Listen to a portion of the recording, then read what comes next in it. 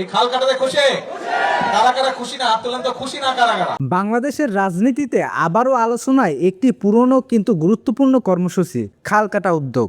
বিএনপির ভারপ্রাপ্ত চেয়ারম্যান তারেক রহমানকে অনেকেই বলছেন শহীদ প্রেসিডেন্ট জিয়াউর রহমানের প্রতিচ্ছবি। কিন্তু কেন এমন বলা হচ্ছে? খাল কাটা কর্মসূচির সঙ্গে এর সম্পর্কই বা কি? চলুন জেনে নেওয়া যাক। বাংলাদেশের ইতিহাসে শহীদ প্রেসিডেন্ট জিয়াউর রহমানের একটি উল্লেখযোগ্য উদ্যোগ ছিল খাল কাটা কর্মসূচি। এই কর্মসূচির মাধ্যমে দেশের কৃষি ব্যবস্থা উন্নয়ন, পানি নিষ্কাশন এবং গ্রামীণ অর্থনীতিকে শক্তিশালী করার চেষ্টা করা হয়েছিল।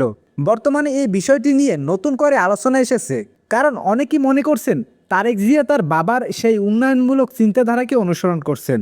রাজনৈতিক বিশ্লেষকদের মতো খাল কাটা শুধু একটি প্রকল্প নয়, বরং এটি ছিল জনগণের সঙ্গে সরাসরি সম্পৃক্ত একটি উন্নয়ন উদ্যোগ। বিভিন্ন মহল থেকে বলা হচ্ছে, যদি এই ধরনের কর্মসূচি আবারও কার্যকরভাবে বাস্তবায়ন করা হয়, তাহলে গ্রামীণ উন্নয়নে ইতিবাচক পরিবর্তন আসতে পারে। তবে অন্যদিকে কিছু সমালোচনা রয়েছে।